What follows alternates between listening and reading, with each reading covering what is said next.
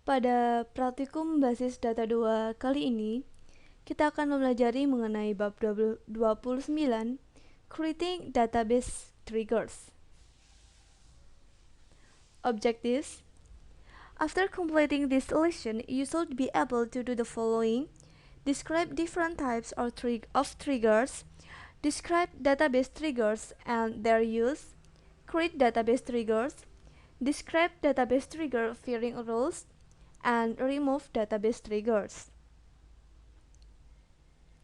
A trigger is a PL/SQL block or a PL/SQL procedure associated with a table, view, schema, or the database. Execute implicitly whenever a particular event takes place.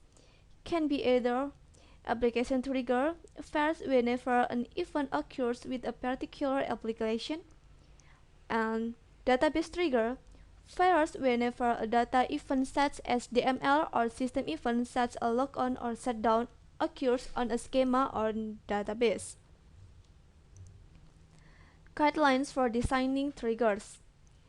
Design triggers to perform related action, centralize global operation.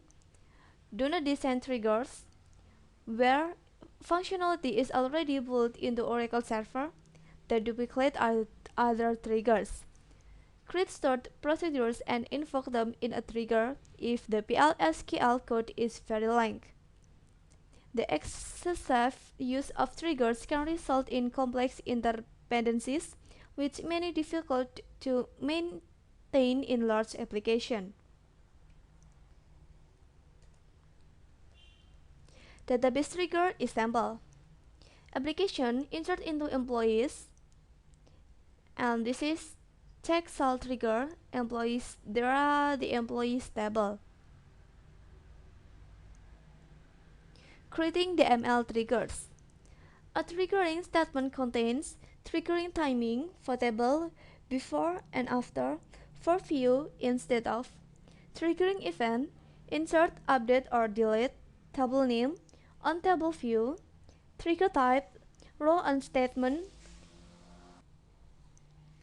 when clause, restriction condition, trigger body, PL/SQL block. DML trigger components. Trigger timing. When should the trigger fire? Before execute the trigger body before the triggering DML event on a table. Instead of execute the trigger body instead of the triggering statement. This is used for views that are not other views modifiable. Triggering user event, which DML statement causes the trigger to execute. You can use any of the following: insert, update, and delete. DML trigger components. There are triggering type. Should the trigger body execute for each row the statement affects or only once? Statement: the trigger body executes once for the triggering event. This is the default. A statement trigger fires one even if no rows are affected at all. Row: the trigger body executes one for each row affected by triggering event. A row trigger is not executed if the triggering affects no rows. And in trigger body, what action should the trigger perform? The trigger body is a PL/SQL block or a call to a procedure. Firing sequence. Use the following firing sequence for a trigger on a table when a single row is manipulated. DML statement: insert into departments, department ID, department name, location ID, values 400, consulting 2000 and 400. Triggering action: before statement trigger, and this is before row trigger, after row trigger, after statement trigger. Firing sequence. Use the following firing sequence for a trigger on a table when a single row is manipulated. Update employee, set salary equals salary asterisk 1.1 where department ID equals 30. Before statement trigger, before row trigger, after row trigger, before row trigger, after row trigger, and after statement trigger. Syntax for creating DML statement triggers. Syntax: create or replace trigger, trigger name.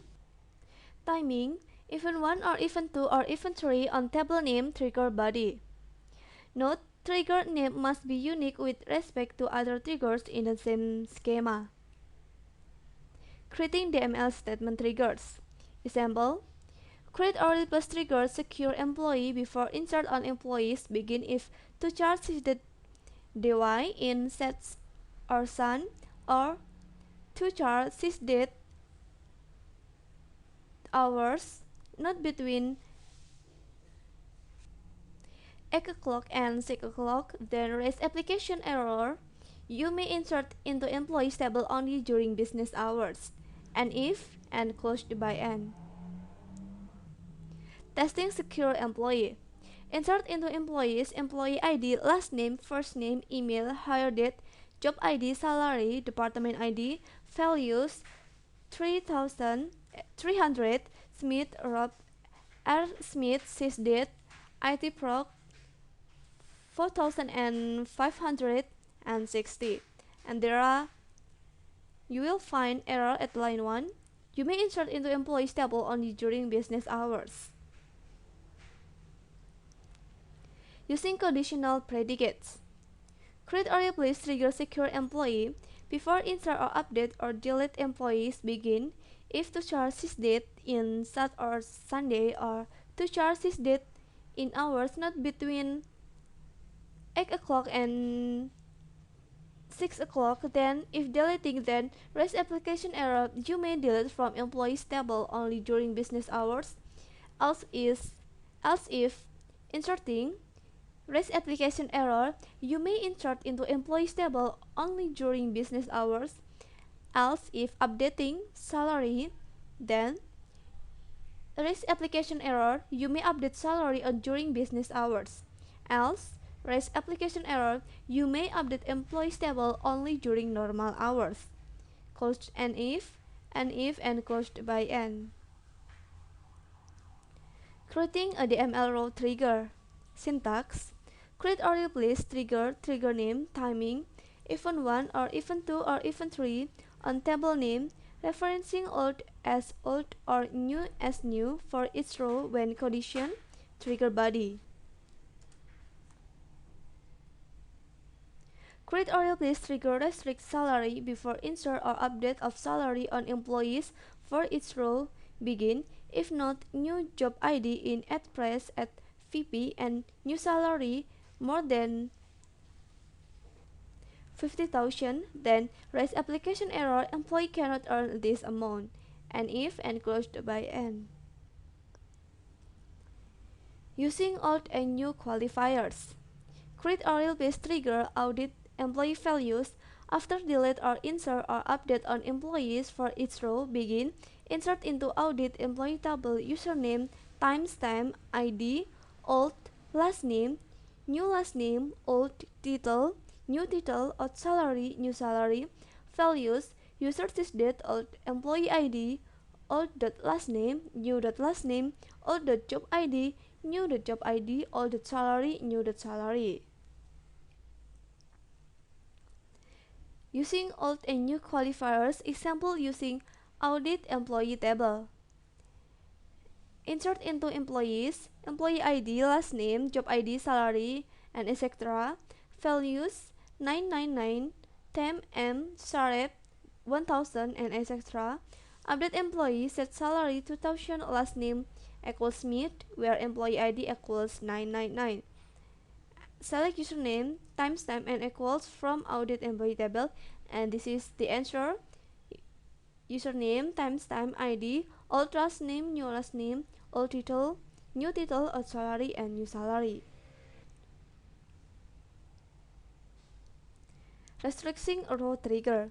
Create or replace trigger derive commission PCT before insert or update of salary on employees for each row when new job ID equals Sarep begin if inserting, then new commission PCT equals 0, else if old commission PCT is null, then new commission PCT equals 0, else new commission PCT equals old commission PCT plus 0.05 closed by an if and n.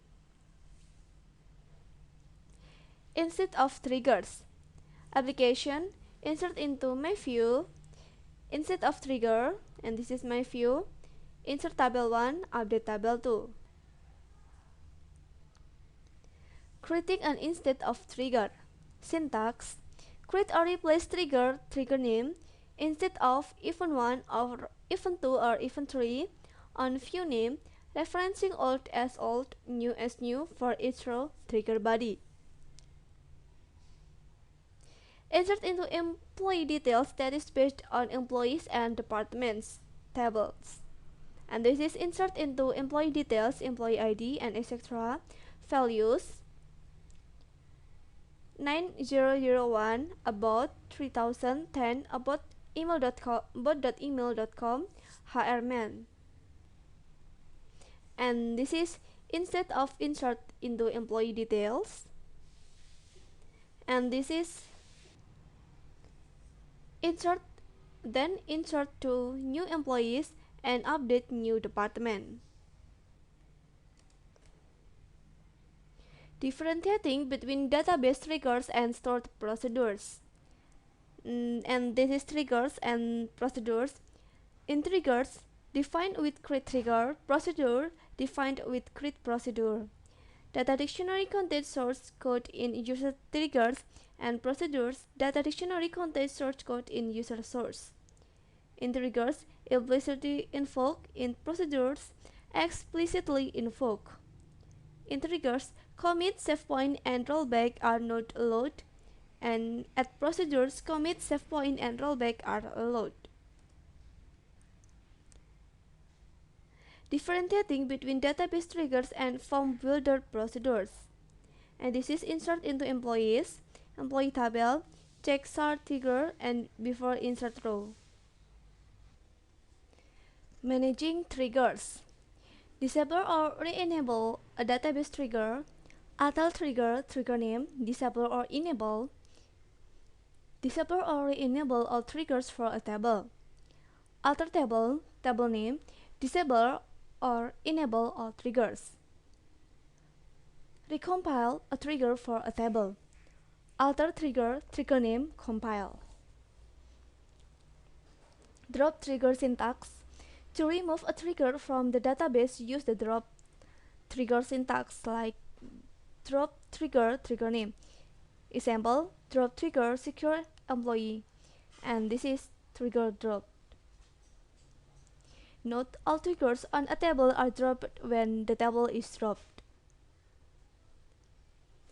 Trigger test cases.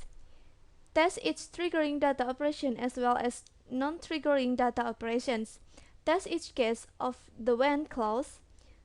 Cause the trigger to fire directly from a basic data operation as well as indirectly from a procedure. Test the effect of the trigger upon other triggers. Test the effect of other triggers upon the trigger. Trigger execution model and constraint checking. Execute all before statement triggers. Look for each row affected. A. Execute all before row triggers. B. Execute all after row triggers. Execute the DML statement and perform integrity constraint. Execute all after statement triggers. Trigger execution model and constraint checking example. Update employee set department ID equals 999 where employee ID equals 1070. Integrity constraint violation error. Create or replace trigger const employee trig after update on employees for each row begin insert into department values 999 department 999 140 2400 and update employee set department ID equals 999 where employee ID equals 170. Successful after trigger is fired. Example demonstrating for triggers using a package construct. DML into employees table. Audit employee trig for each row increment variables. Audit employee tab after statement, copy and then reset variables. And this is VARPAC package, and then to auditable. After row and after statement triggers. Create or replace trigger audit employee trick after update or insert or delete on employees for each row. Begin. If deleting, then VARPAC.setGdel1. Else if inserting, then VARPAC.setGins2. Else if updating salary, then VARPAC.setGupsalary1. Else VARPAC.setGupdate1. Else if and audit employee trick. Create or replace trigger audit employee tab after update or insert or delete on employees. Begin. Audit employee and audit employee table. Demonstrating VARPAC package specification. Create or replace package VARPAC is these functions are used to return the values of package variables. Function gdel return number, gins return number, gupdate return number, gupsalary return number. These procedures are used to modify the values of the package variables. Procedure set cgdel pval in number, set ginsert pval in number, set gupdate pval in number, set gupsal pval in number, and VARPAC. Demonstration using the audit employee procedure. Create or replace procedure audit employee is vdel number, vpac.gdel, vinsert, vpac.ginsert, vupdate,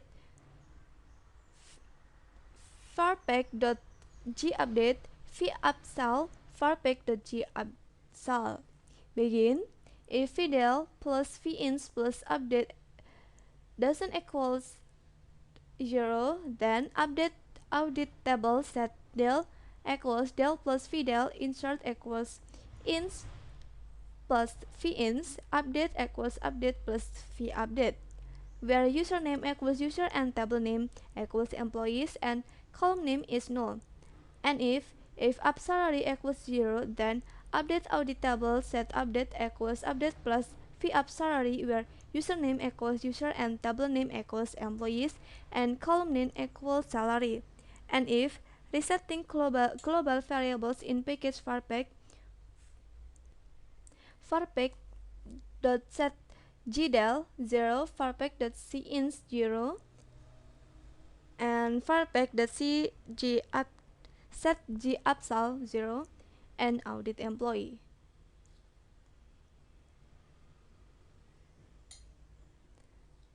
Sekarang kita memasuki ke sesi latihan soal. Untuk soal yang pertama, tuliskan skrip membuat tabel dengan field dan tipe data seperti berikut. Untuk tabel barang, field ID barang sama dengan bertipe number, nama bertipe varchar, spesifikasi bertipe karakter, jumlah bertipe number, harga bertipe number, satuan bertipe karakter.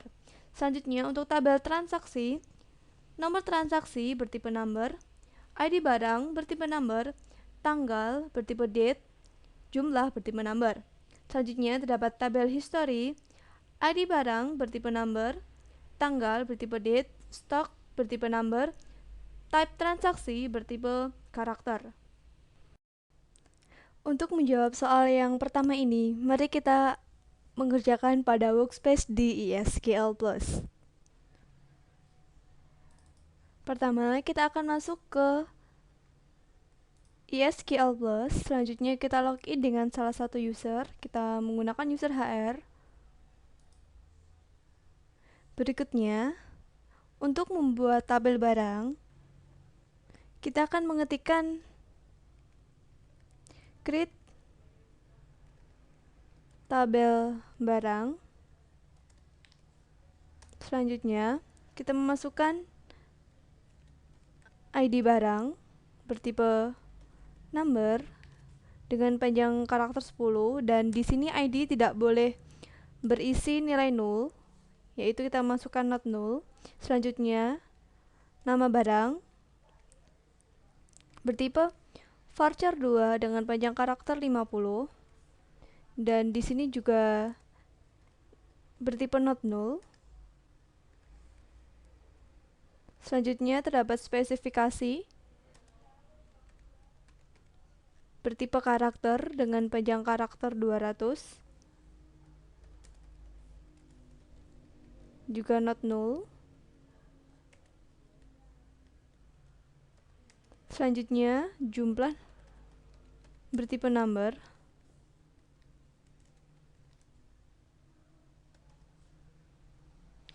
Dengan panjang karakter 5, selanjutnya harga bertipe number dengan panjang karakter 20. Dan yang terakhir terdapat satuan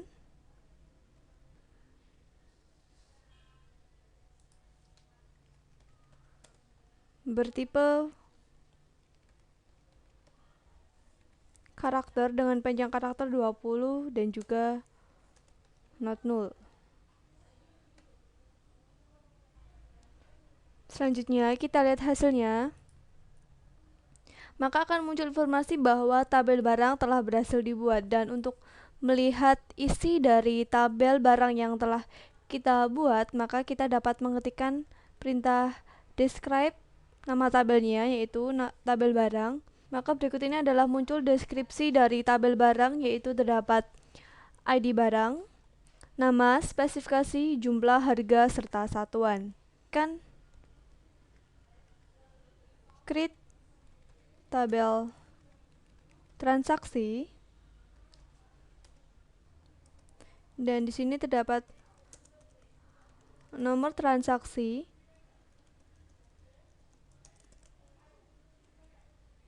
bertipe number dengan panjang karakter 10, dan di sini tidak boleh null.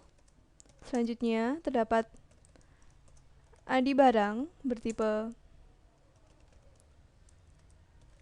number dengan panjang 10 dan not null. Selanjutnya terdapat tanggal bertipe date, dan yang terakhir terdapat jumlah bertipe number dengan banyaknya angka sebanyak 5 buah dan not null. Berikutnya kita lihat hasilnya. Maka akan muncul informasi bahwa tabel telah berhasil dibuat, dan untuk mengeceknya kita perlu mengetikkan perintah describe transaksi. Dan berikut ini adalah deskripsi dari tabel transaksi, yaitu terdapat nomor transaksi, ID barang, tanggal, serta jumlah. Berikutnya kita akan membuat sebuah tabel history, yaitu dengan mengetikkan perintah create tabel history. Di sini terdapat ID barang bertipe number dengan panjang karakter 10 dan not null. Selanjutnya terdapat tanggal bertipe date, not null, dan stock bertipe number dengan panjang karakter 10, not null. Selanjutnya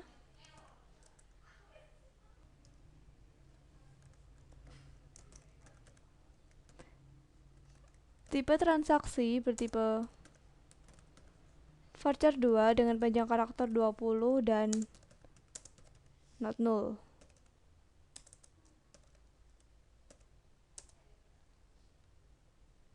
Berikutnya kita akan lihat hasilnya. Maka akan muncul informasi bahwa tabel telah berhasil dibuat, dan untuk mengeceknya kita akan mengetikkan describe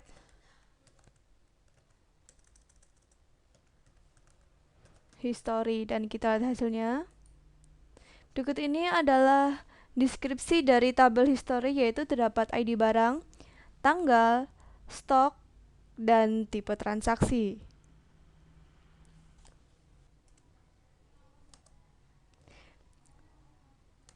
Berikutnya, untuk soal yang nomor 2, buat row trigger dengan timing before pada segala operasi DML pada tabel transaksi dengan aturan sebagai berikut. Segala pengubahan data pada field jumlah di tabel transaksi akan mengubah data pada field jumlah di tabel barang. Artinya, field jumlah di tabel barang merupakan data stok barang pada item barang tertentu atau berasosiasi dengan field ID barang. Segala pengubahan pada field jumlah di tabel transaksi akan dicatat pada tabel history. Khusus tipe data transaksi, Anda isikan tambah data atau ubah data atau hapus data sesuai dengan tipe DML pada tabel transaksi. Untuk menjawab soal yang nomor 2, yaitu kita akan membuat trigger, yaitu dengan mengetikkan create or replace trigger. Di sini kita ketikkan catat history.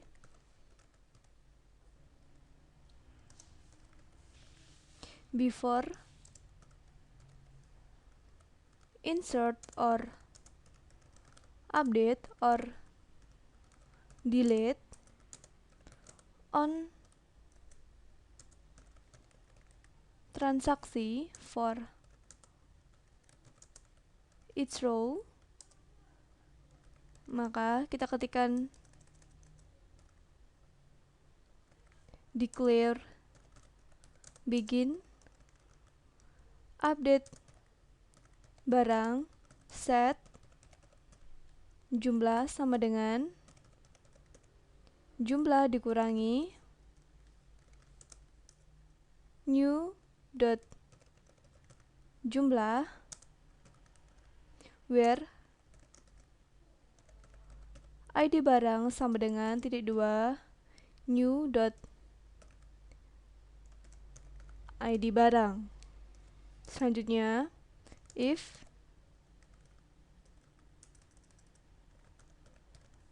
inserting then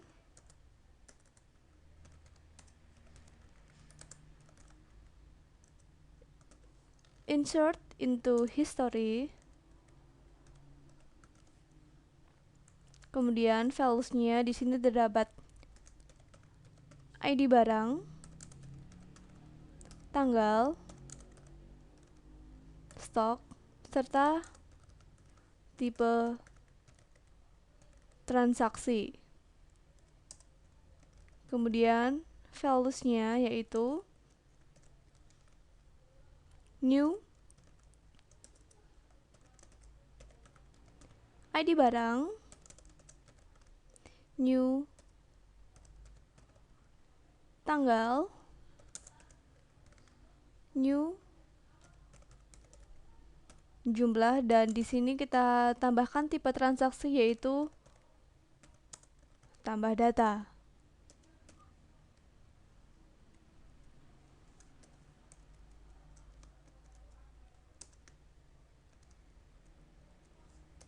Selanjutnya, else if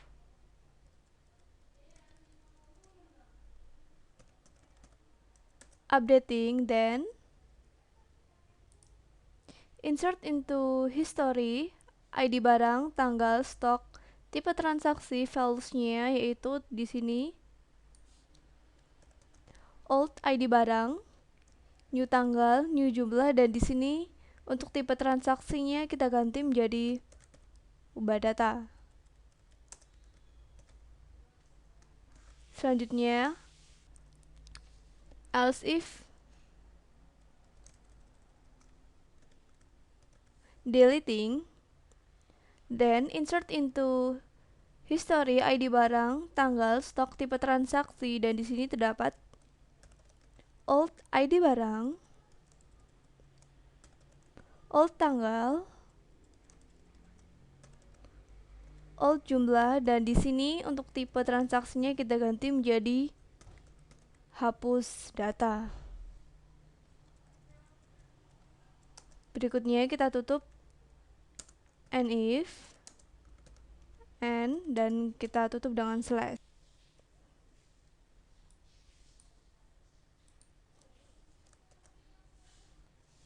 Dan kita lihat hasilnya. maka akan muncul informasi bahwa trigger telah berhasil dibuat. Berikutnya kita akan memasukkan nilai ke dalam tabel barang, yaitu dengan mengetikkan perintah insert into barang. Di sini terdapat ID barang, nama, spesifikasi, jumlah, harga, serta satuan. Dan value dan values-nya yaitu terdapat 1, yaitu ID barang 1, nama barangnya misalnya kita masukkan buku. Spesifikasinya adalah dia adalah sebuah buku tulis, kemudian memiliki jumlah 50 buah dengan harga 3.000 dan satuannya buah.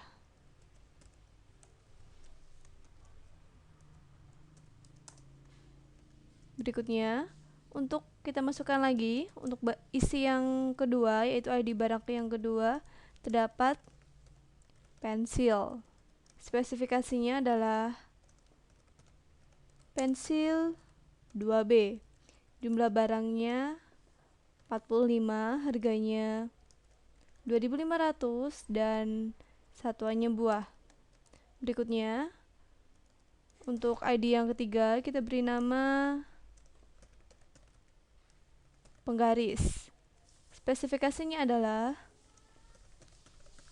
penggaris 30 cm dengan jumlah 30 buah, harganya 1.500. Dan kita lihat hasilnya. Maka berikut ini akan muncul informasi bahwa baris-baris telah berhasil dimasukkan ke dalam tabel barang.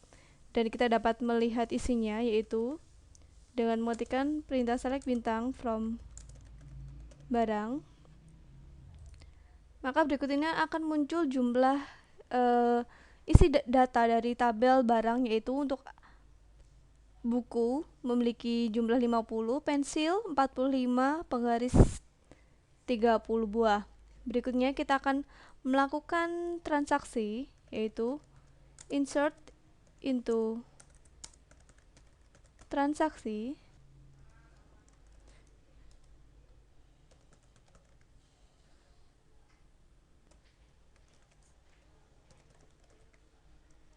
Itu terdapat nomor transaksi, ID barang,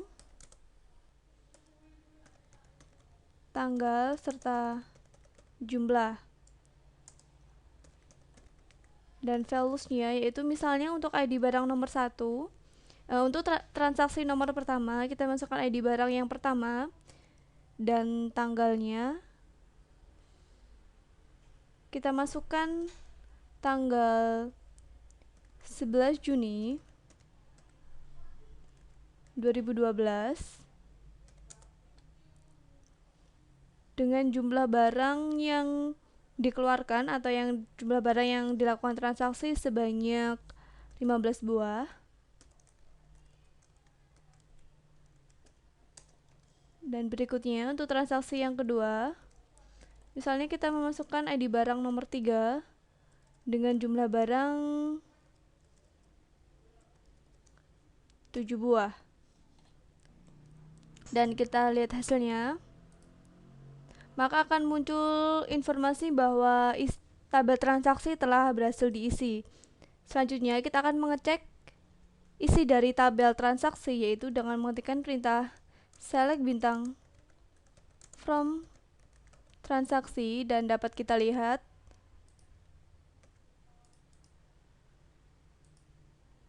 berikut ini adalah isi dari tabel transaksi, yaitu untuk nomor transaksi yang pertama jumlah barangnya yang dikeluarkan 15, dan untuk transaksi yang kedua ID barang ketiga dan jumlah barangnya yang ketujuh.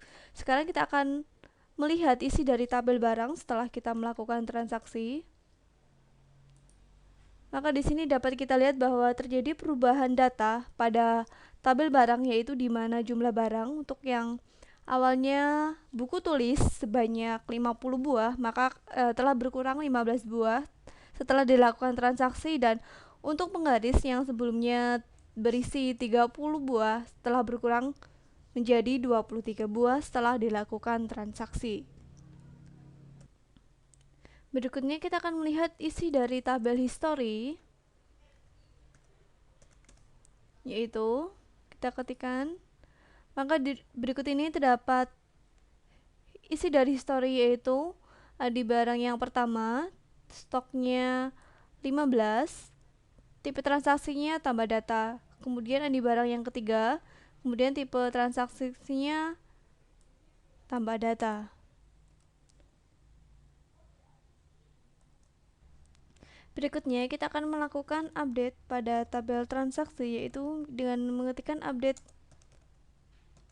transaksi set jumlah sama dengan, misalnya yang awalnya kita keluarkan jumlah transaksinya 15, kita ganti menjadi jumlah transaksinya sebanyak 40 buah, sebanyak 30 buah, where ID transaksi sama dengan 1.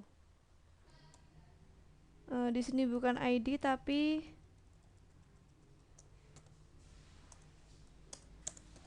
nomor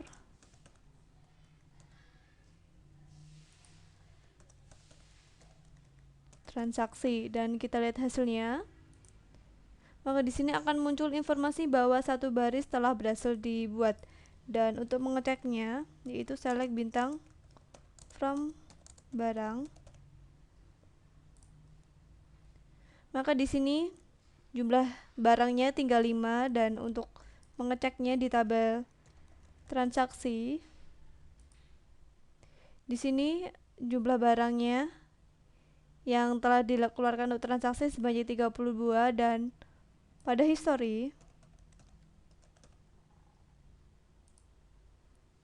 di sini terdapat history, yaitu pada baris yang ketiga stoknya 30 dan dia sebagai tipe transaksinya ubah data. Berikutnya kita dapat melakukan delete pada transaksi, yaitu delete transaksi where nomor transaksi sama dengan 2, dan kita lihat hasilnya. Maka akan muncul informasi bahwa satu baris telah berhasil dibuat, dan untuk mengeceknya pada tabel transaksi yaitu select bintang from transaksi, dan kita lihat bahwa transaksi yang dengan ID nomor 2 telah berhasil dibuat, sedangkan pada history akan muncul yaitu untuk yang baris yang keempat, yaitu tipe transaksinya hapus data.